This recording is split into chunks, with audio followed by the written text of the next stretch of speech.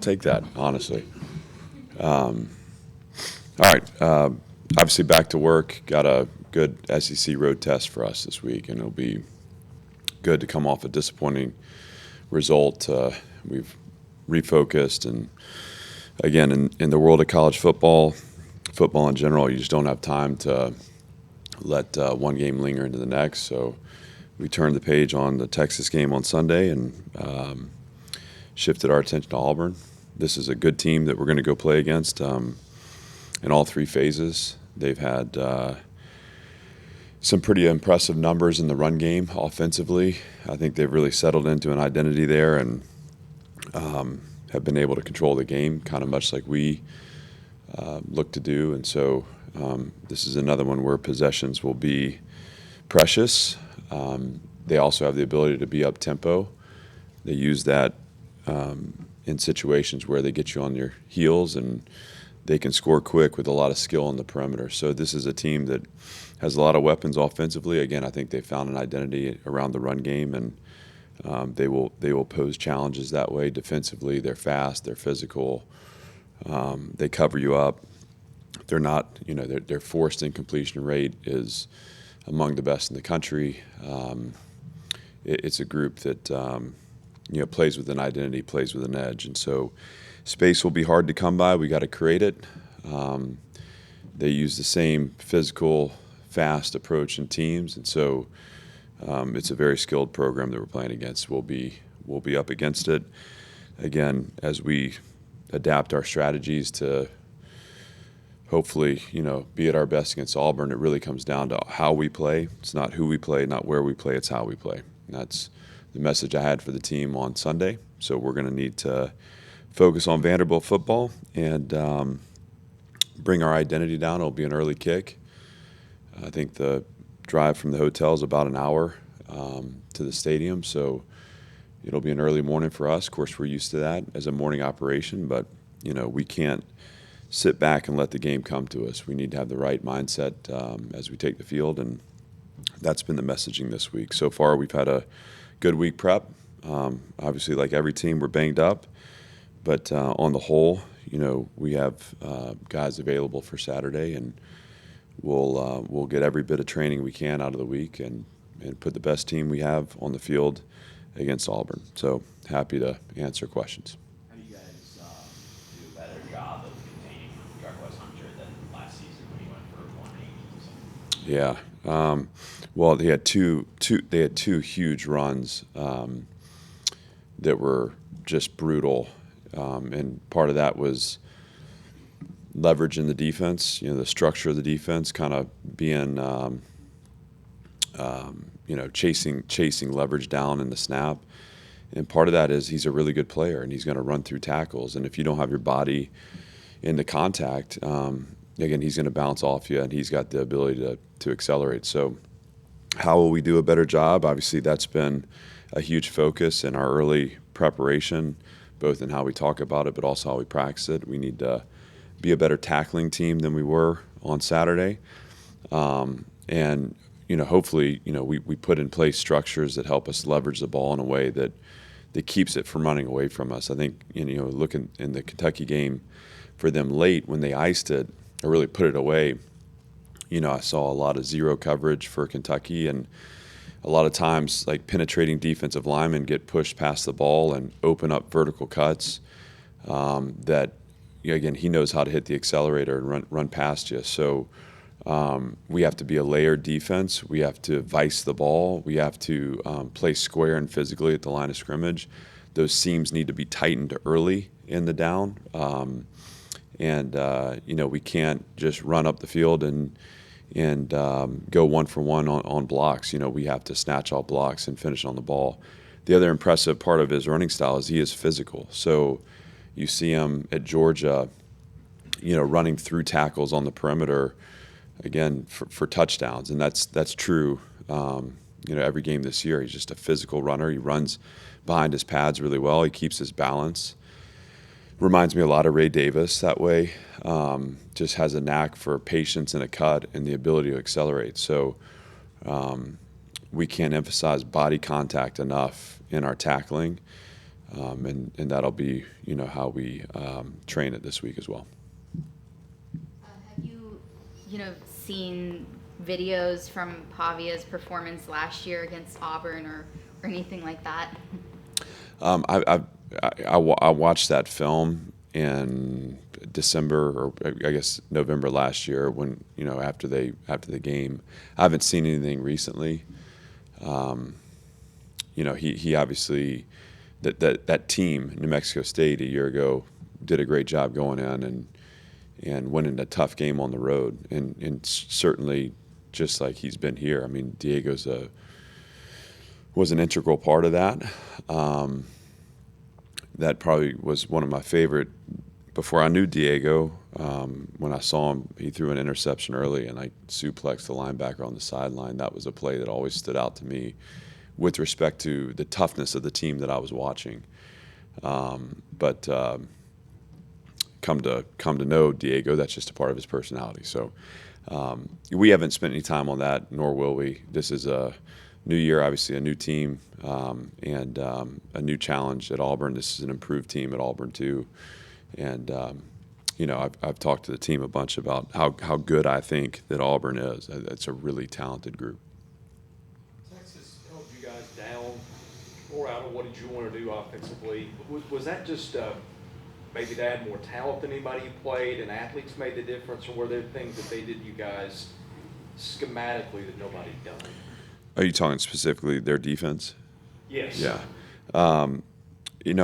Again, they did some nice things schematically. Obviously, that's a really talented front, and we think we're a talented front too. But at the end of the day, as we watched the film, there were times where we felt like our pad level was high, our technique slipped, and the game got a little big and fast for us. And so there's a lot to be coached within that for us to improve. I do think you got to give credit to them for both schematically challenging us, but also athletically and physically challenging us. And I mean, look, that's life in the SEC. Sometimes,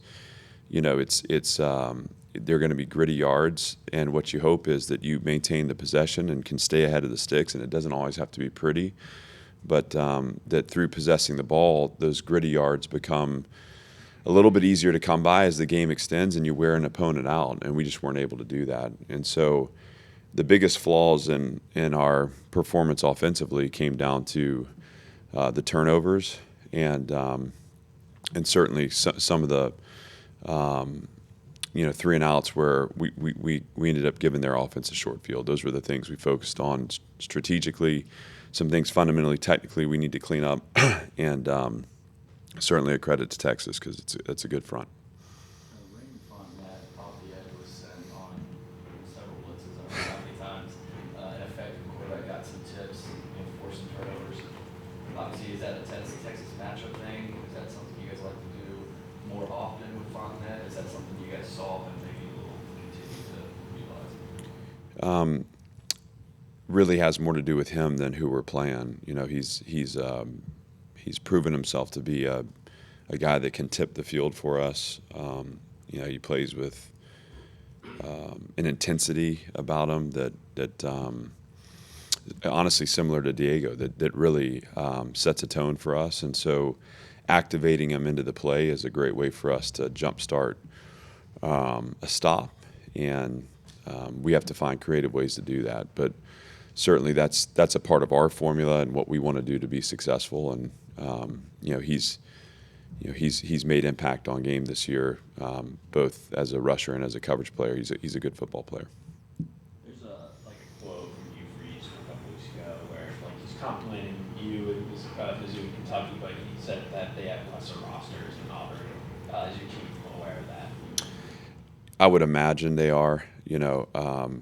If it's out in the universe, I tend to be the last one, to know about anything, and that's okay too. We don't spend a lot of time on that stuff just because it really doesn't matter.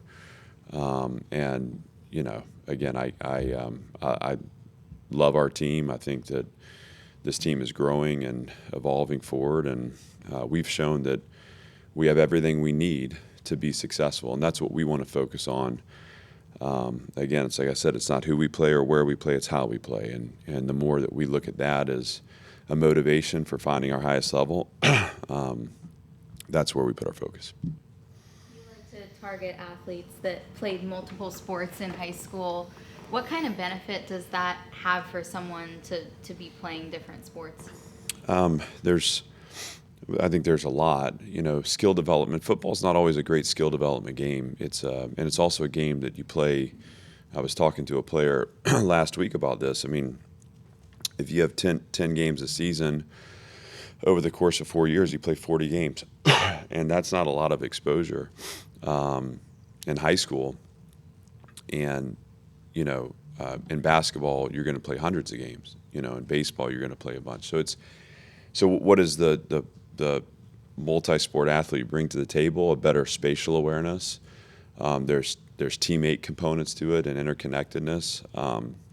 I think, again, fundamental technical skill, playing defense in basketball, the footwork, the body position, again, playing between my man and the basket or playing, passing lane defense. I really am getting out of my comfort zone right now, but I'm doing the best. All I can remember about defensive basketball was like mass stance in the middle of the court. It's basically like a wall sit for 5 minutes. But there's a lot of that. I think that it's crossover, and I think it's a great way to train those skills. And to do it in a team setting, basketball, lacrosse, baseball, track and field is better to me than running around cones in the off season. Like any sport journey, I mean, there's always suffering and sacrifice involved. So when you learn to do that, I do remember the hardest day of the year when I was in high school. It's probably the only reason I played 2 years of basketball was when you finish football season, you transition to basketball practice. And that might have been Ricky Bowers. That might be unique to my experience, but I never hurt so bad as when you go from end of the season football to the running it takes to play on the basketball court. So all those things factor in. Hand-eye coordination, spatial awareness, again, fundamental technical skills, I think, that are better acquired playing another sport than again, in a gym training somewhere on your own. Did you pursue an explanation on the Quincy Skinner call, and if so, what did you get? I did. Yeah, let me start by saying just what a hard job officiating is, and how much respect I have for those guys. And Baby Jack said to me, actually before the game on Saturday, Dad, do you think you can go a game without yelling at the officials? And obviously I fell well short of that. But I'm still frustrated with it, Chris. I still think that I think in some ways we're setting up probably over involvement of officiating in a game. And I don't think anyone wants that. I mean, when we talk to officials, I mean, those guys, I think the less they feel heard from, the better. I would agree. It's a player's game. I feel that way as a coach. Sometimes my best practice is to get out of the way and let the guys play. So the explanation I got is that there's an effort to crack down on deception plays. I get the sense that there are a lot of complaints that are lodged around different ways that teams use the sideline to deceive the opponent. My response to that was, well, it's about the 11 players on the field focusing on the other 11 players on the field. There should never be a concern about sideline deception. At least, that's never something that I've complained about. But within that when he turned his shoulders to the sideline, it was an act of deception, and that was what led to the flag. And sometimes when you get a holding call on the backside of a play, of course, we ran a jet sweep that went to the other side. And sometimes in those instances on a normal infraction, they won't throw the flag because it doesn't impact the actual play. But in these deception plays, they're very much more technical about how they call it. So, I think the other thing I would say just in terms of my frustration is, we ran that formation against Kentucky, and it was the same. It was the same play, just we ran a sneak rather than hand the ball off. And what I'm looking for is feedback, because my job is to coach the team to really play within the rules and to make sure that we don't get flags in that situation. But not getting feedback on that set, led to us running it again. And to have it flagged in that moment, I thought was just it was a critical moment in the game, especially as we were able to battle back late. And it just feels like that's not the spirit of what we're trying to get done. But those things we can debate in the off season. I appreciated the fact that John took the time to have the conversation with me and listen to me and hear me out and hear my frustration. And like I said to start, I respect them and the job they do, and certainly understand that we're not always going to see eye to eye, but I appreciate the feedback, and we'll be better for it. If the objection is deception, I mean, do you draw the line that you can't show blitz and back out of it? Do you, can you not take it down to the snap count? I mean, there's a million places you can go. Is that validation that what you guys are doing is causing people problems, maybe? Yeah, I mean, that would be kind of my response in those moments, where once you start to create all these layers. We've seen this happen with defensive delay game penalty this year, and that's another example of one, right? So,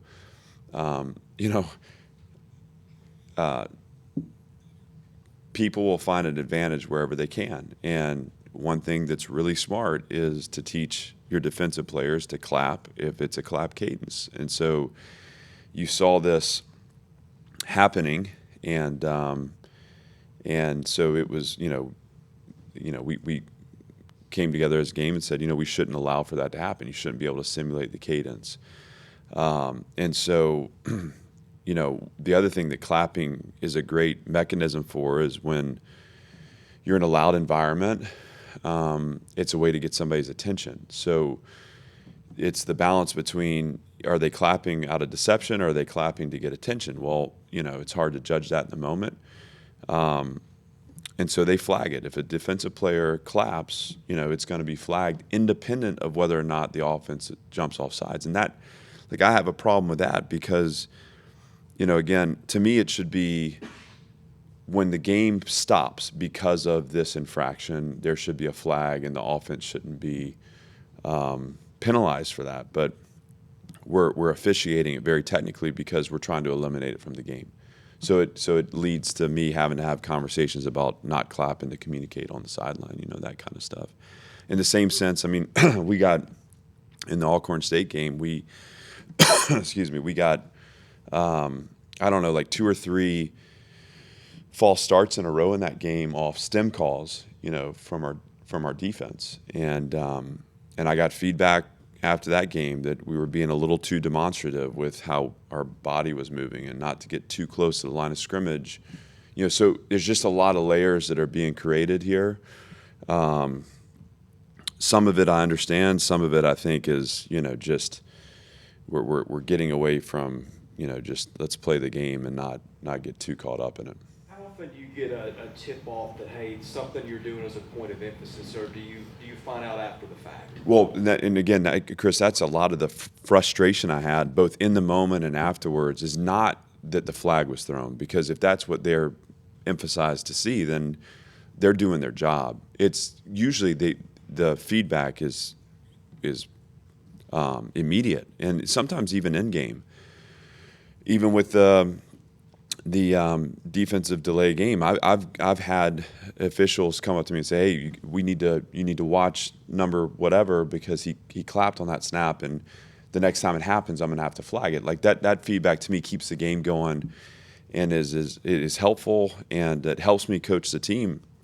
Again, the goal for us is to not have a bunch of flags in a game, and the goal for the officials is the same. And so it's really great collaboration. We meet with those guys before every game, and generally speaking, they will, if there's something that's come up or something they're emphasizing, they'll sometimes even send the film to us ahead of time. And again, that's my biggest push is that let's continue to collaborate. And if there's something that's coming up that's repeated, on Friday morning, we have a meeting in here with our team that goes through situational football from games from the prior week. So just different situations that come up that we need to cover, and some officiating situations that come up too, whether that's looking at a hit of ours that was flagged for targeting or not flagged for targeting, or, for example, the horse collar sack against Kentucky.